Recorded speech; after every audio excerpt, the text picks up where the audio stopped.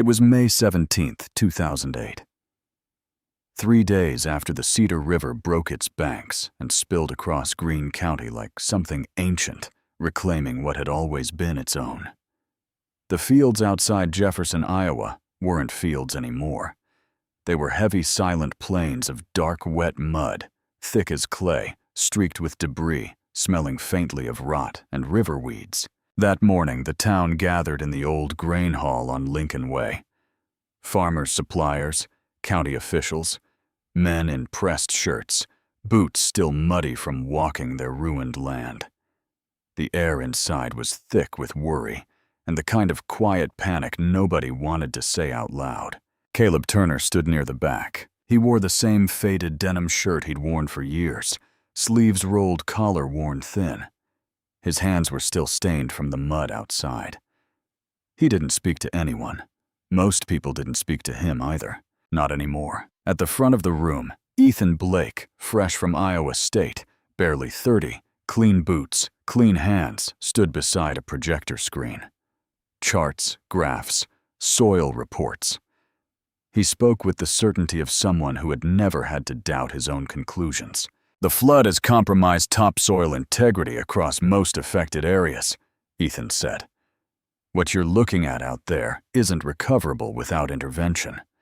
The safest course is removal chemical treatment and reconditioning. Heads nodded, some reluctantly, some quickly as if agreement might make the loss smaller. Next to him stood Richard Cole, owner of Cole Ag Supply. Expensive jacket-polished boots, a man who sold solutions for a living. We've already arranged bulk discounts on fertilizer and soil stabilizers, Richard added smoothly. Modern problems need modern answers. More nods. Then, from the back of the room, a voice spoke, quiet, unhurried. You don't need to remove it. The room shifted. People turned. Caleb didn't move from where he stood, but now all eyes were on him. That mud, he said, is the best soil you've had in years. For a moment there was silence. Then someone chuckled. Ethan blinked, unsure if he'd heard right. I'm sorry, what? Caleb took a step forward. Boots leaving faint marks on the wooden floor. Flood carries more than water, he said. Carries silt minerals. Things that haven't been touched in decades. Maybe longer. A louder laugh this time. Richard smirked, folding his arms. You saying we should just plant straight into a floodplain, Caleb? Caleb didn't react. I'm saying you're about to throw away something you don't understand. That did it. A man near the front shook his head. That's nonsense. Ethan let out a short laugh, shaking his head, as if trying to be polite. Flood mud destroys soil structure. That's basic science. You can't just pretend it's an upgrade. More laughter. Someone muttered, old fool. Another voice, louder, careless. Man's been out in the sun too long. Caleb stood there saying nothing. Richard took a step forward, voice carrying easily across the room. Tell you what, Caleb, he said, smiling the kind of smile that wasn't friendly. If you really believe that I'll buy your land right now before you bury yourself in it, save you the trouble. A few people laughed again. Not cruel, maybe, but not kind either. Caleb looked at him for a long moment. Then he gave a small nod. No, he said simply, and that was all. No argument, no defense, just that one word. He turned, walked out of the grain hall, and didn't look back. Behind him, the laughter lingered a few seconds longer before fading into the low murmur of people already moving on. But none of them noticed what Caleb had already seen in that mud, and none of them remembered what he had been taught about it. Because this wasn't the first time the river had brought something like this, and it wasn't the first time people had made the same mistake. Years earlier, long before the flood, before the meetings, glitchings, and the charts, and the confident voices, Caleb had been a boy, standing in another field that didn't look like a field anymore. His grandfather had called it the year the sky forgot how to stop. Rain for weeks. Then water where crops used to be. Caleb had been 10. He remembered standing beside his father at the edge of their land. Boots sinking into soft ground, watching the water slowly pull back and leave behind a layer of dark, strange earth. Not like the soil they knew. Darker. Heavier. Is it ruined? Caleb had asked. His father didn't answer right away. He knelt down instead, scooping up a handful of the wet soil, letting it run slowly through his fingers. "No," he said finally. "It's just different." He handed some to Caleb. "Smell it." Caleb hesitated, then did. It didn't smell like their usual fields. It smelled deeper, older. "What is it?" he asked. His father looked out across the land. "This," he said quietly, "is time." Caleb frowned. "River carries pieces of everything it touches." His father went on. "Hills, forests, places nobody's farmed. Brings it all down here. Mixes it together." He pressed the soil into Caleb's palm. "Most folks see a mess," he said. "But sometimes it's a gift. Just don't rush to fix what ain't broken." That was the kind of man his father was. Didn't talk much. Didn't need to. He taught Caleb how to read land the way other people read books. Not by charts or reports, but by feel, by smell, by watching how water moved, how soil settled, how plants responded. And he taught him something else, too. That land remembered. Years later, when Caleb inherited the farm, it wasn't much by modern standards. A few hundred acres, old equipment, a house that had seen better days, and one tractor, a 1947 Farmall M. Red paint faded almost to rust. Engine rebuilt more times than anyone could count. Parts replaced, modified, sometimes improvised. People had told him to get rid of it. Too old, too inefficient, too unreliable. But Caleb knew every sound that tractor made, every vibration, every small shift in the way it pulled through the soil. It wasn't just a machine. It was a conversation he'd been having his whole life. And that tractor had been there the first time he worked that flood-soaked field with his father. It had struggled at first wheels, slipping in the heavy mud, but his father hadn't pushed it. "Don't fight the ground," he'd said. "Let it tell you how it wants to be worked." They adjusted. Slower passes, shallower cuts, and something changed. The soil, heavy at first, began to break differently. Not clumping the way ruined soil does. Not resisting. Opening. Breathing. That season, against what everyone expected, their crops came in stronger than they had in years. Not because of anything they added, but because of what had arrived. Caleb never forgot that. And now, standing in 2008, looking out at his land buried under fresh flood mud, he saw the same signs. The same color, the same weight, the same quiet promise most people couldn't recognize. But this time, nobody was standing beside him to explain it. And this time, everyone else had already decided he was wrong. What happened next? It wasn't just about soil. It was about who understood the land, and who only thought they did. By early June, while most of Greene County was still trying to scrape the river off their land, Caleb Turner did the one thing nobody else dared to do. He left it. He didn't bring in loaders, didn't call contractors, didn't order a single bag of fertilizer from Richard Cole's warehouse. Instead, he walked his fields. Every morning before the sun fully rose, he was out there, boots sinking into the soft, dark layer the river had left behind. He didn't rush, didn't try to fix anything. He just observed, because there was something about that mud, something most people had already decided wasn't worth understanding. And that was exactly why Caleb paid closer attention. Across the road, his neighbor Dale had already started scraping his land clean. Big rented machines clawing through the soil, peeling away the dark layer like it was something diseased. "Gotta get back to real dirt," Dale had said one afternoon, shaking his head as he watched Caleb walking slowly across his own field. "That stuff's poison." Caleb didn't argue. He just kept walking, but what he was looking for wasn't obvious. At first glance, the mud looked uniform. Same dark tone, same heavy texture, same silence when you stepped on it. But Caleb knew better. He knelt down in one spot, pressed his fingers into the soil, then moved 10 yards over and did it again. Different, not by much. Not enough for someone rushing through with machines to notice, but enough. Some areas were thicker, slightly darker, held together just a bit longer before breaking apart. Other spots were lighter, more brittle. It wasn't random, and that was the first thing that made Caleb stop, because floodwater didn't move blindly. It followed patterns, slowed in certain places, dropped heavier material where the current weakened, which meant not all of that mud came from the same place. He stood up slowly, looking across his land, tracing invisible lines. The water must have followed. Most people saw one ruined field. Caleb saw layers, and somewhere in those layers, there was something nobody else had even thought to look for. That was when he went back to the shed. The farm all sat where it always had.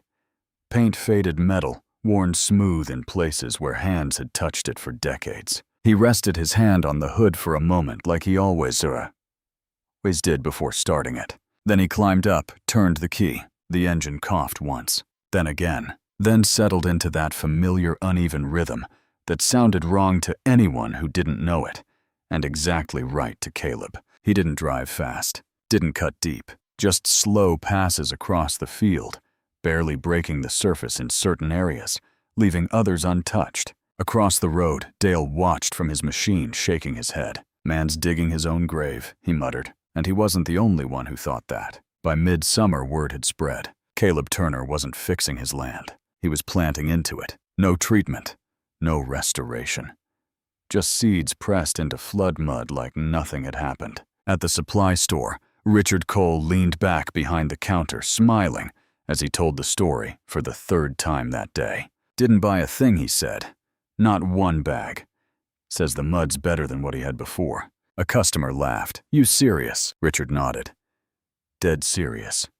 Man's gone stubborn past sense." Ethan heard about it too. At first he dismissed it. Then curiosity crept in, because no matter how wrong something sounded, there was always a part of him that wanted to see it fail with his own eyes. So one afternoon he drove out, parked at the edge of Caleb's land, got out, walked in. The field looked strange. Not dead. Not exactly, but not right either. Uneven growth. Some patches where seedlings had taken hold, others where nothing seemed to happen. Ethan crouched, scooping up a handful of soil. Heavy, dense, but not compacted the way flood-damaged soil should be. He frowned slightly. That didn't make sense. He stood up, brushing his hands off, scanning the field again. Even if something grows, he muttered to himself, it won't last. Because what he saw was inconsistency. And in modern farming, inconsistency meant failure. He turned back toward his truck. But there was something he didn't notice, something Caleb had already begun to understand. Because this story wasn't really about what was on the surface. It was about what had settled underneath. Late that evening, long after the trucks had gone and the road had quieted, Caleb was back in the field again. He carried a shovel this time, stopped at one of the darker patches he'd marked earlier in the day, drove the blade into the ground. The first layer came up thick and wet. He set it aside. Dug again and again. About a foot down, something changed. The texture shifted. The color deepened richer, almost black in the fading light. Caleb knelt lower, breaking the soil apart in his hands. This wasn't just flood sediment. This was something older. He could feel it. Finer particles. Organic matter. A kind of softness that didn't belong in land that had been farmed hard for decades. He stopped digging, just stared at it for a long moment. Because now it made sense. The river hadn't just flooded his land. It had reached further upstream than usual that year, through areas untouched by modern farming. Through ground that had never been stripped, never been pushed, never been exhausted. And it had carried that soil, here, layer by layer, settling heavier deposits in places where the current slowed. Right across his field, most people saw damage. Caleb saw inheritance, but there was a problem. That kind of soil didn't respond well to force, didn't need to be broken down or rebuilt. It needed to be left alone, long enough to wake up. And that was the part nobody else would ever believe. He filled the hole back in, slowly pressing the layers back together. Then he stood up, looking out across the field again. Different patches, different depths, different potential. This wasn't one field anymore. It was many. And if he treated it all the same, he'd ruin the very thing that made it valuable. What he did next was something no one in Greene County had ever seen before. Over the following weeks, Caleb changed everything about how he worked that land. He didn't plow deep, didn't level it out. He adjusted, section by section. Some areas he barely touched, just enough to plant. Others he worked slightly more, but always shallow, always careful. He planted different crops in different patches, not based on convenience, based on what the soil felt like beneath his hands. It looked chaotic. From the road, it made no sense. Uneven rows, inconsistent spacing.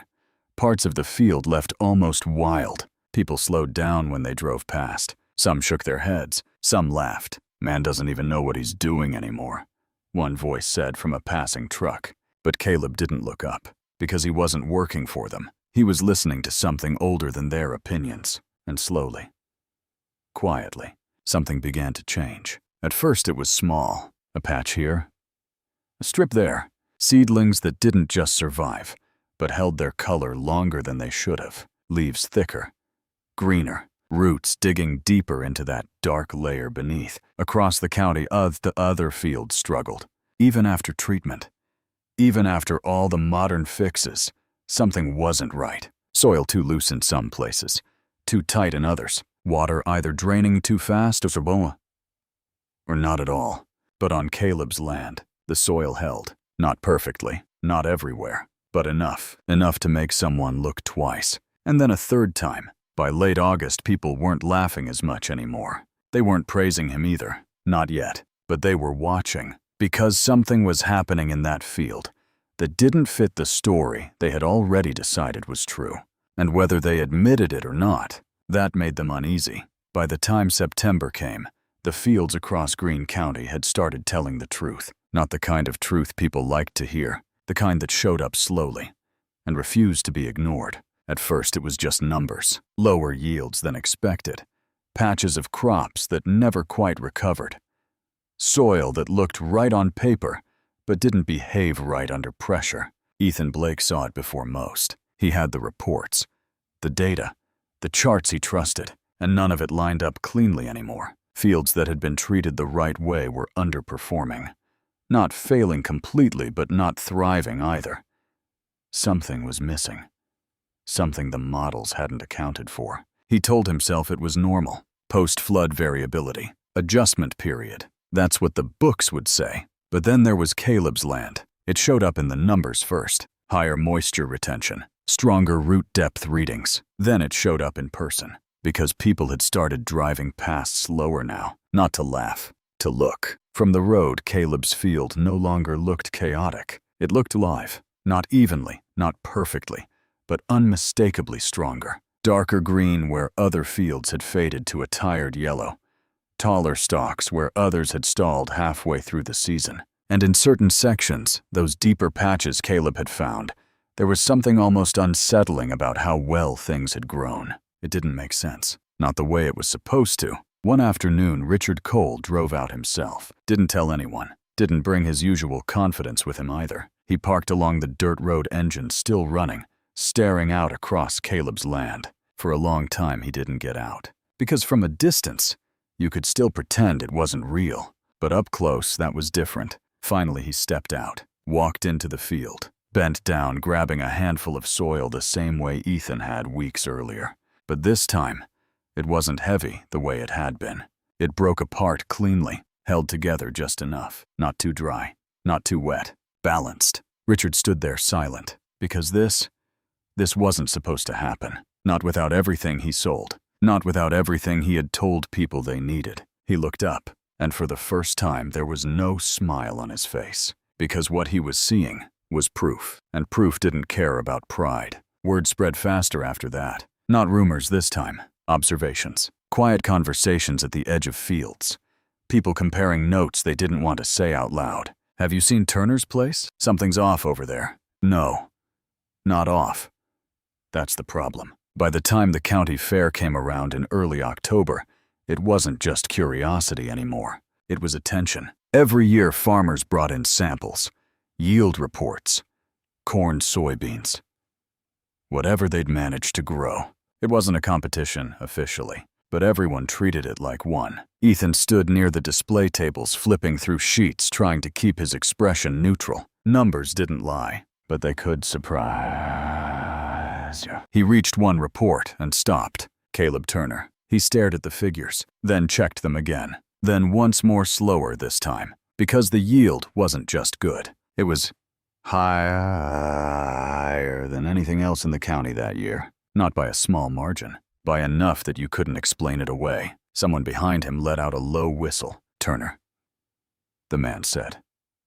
That can't be right. But it was. A small crowd began to gather. People leaning in, double-checking, whispering. Richard arrived a few minutes later, took one look, and went very still. Because now it wasn't a field you could dismiss. It was a result. Public. Measurable, unavoidable. The kind of thing that didn't just challenge your opinion.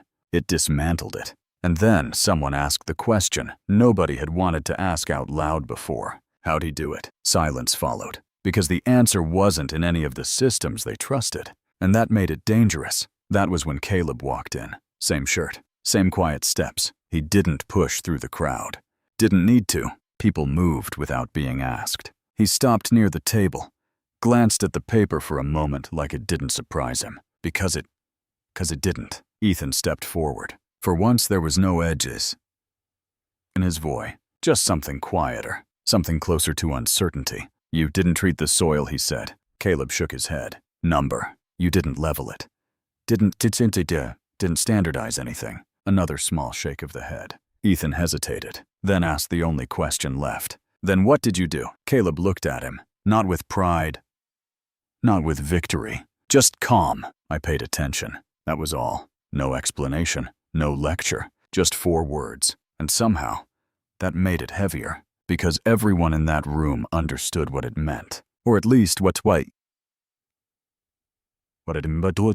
What happened next was the part nobody forgot. Not the numbers, not the silence, but the shift. The same people who had laughed months earlier said nothing now. No jokes, no comments. Just a quiet recognition that something they thought they understood, they didn't. Richard looked like he wanted to say something. Maybe defend himself, maybe explain it away. But he didn't. Because there was nothing left to stand on. And for a man like him, that was the real loss. The weeks after that were different. Not suddenly, not dramatically, but noticeably. People started showing up at Caleb's place. Not in groups, not loudly, one at a time. A truck parked at the edge of his land.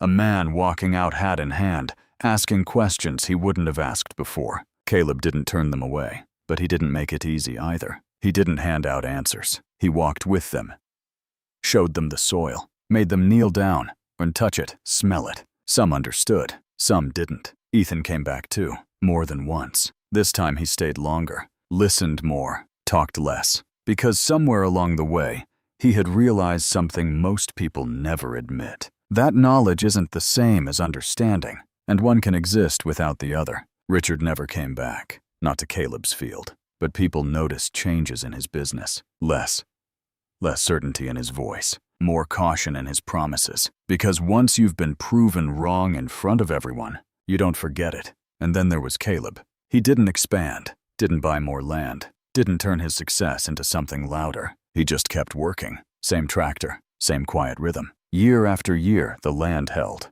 Not perfectly, not magically, but consistently. And that was enough. Because this story was never really about a flood, or even about soil. It was about something older, something most people lose somewhere along the way. The ability to see before they judge, to listen before they act, to respect what they don't yet understand. On a cool morning years later, Caleb stood at the edge of his field, the sun just beginning to rise over rows of steady, healthy crops. He bent down, scooped up a handful of soil, and let it fall slowly through his fingers. Dark. Rich, alive. He didn't smile. Didn't need to, because he had never been trying to prove anyone wrong. He had just been trying to do what was right. And maybe that was the part people missed the first time. Because it's easy to laugh at something that looks like a mistake. It's easy to dismiss a man who doesn't speak your language, who doesn't follow your rules. But land doesn't care about opinions. Time doesn't care about pride. And sometimes, the things we're quickest to throw away are the very things that could have made everything better if only we had taken the time to understand them.